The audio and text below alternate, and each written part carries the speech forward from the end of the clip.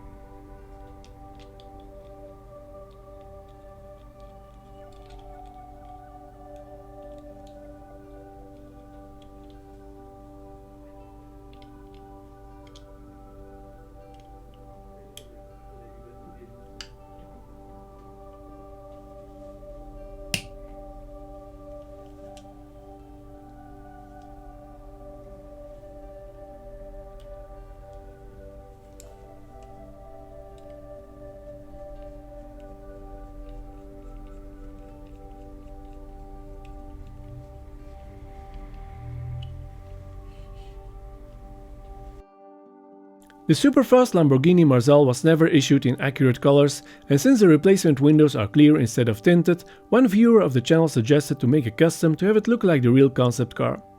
So I thought this would be a good video for Christmas. The window on this model is busted, the paint is flaking and the axles are bent, so it's in dire need of a restoration anyway.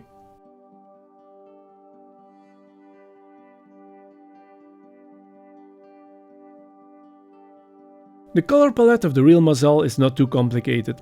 It has an aluminum body and I had to paint the base black to correspond to the front and rear end. I brought the headlights with Molotov chrome, detailed the taillights and sprayed the interior chrome just like the real car had. The clear window looks great, and to be honest, a yellow window would have stood out like a sore thumb. If you enjoy my videos, please leave me a like and don't forget to subscribe to my channel and tick the notification bell. Thanks for watching and see you in the next video.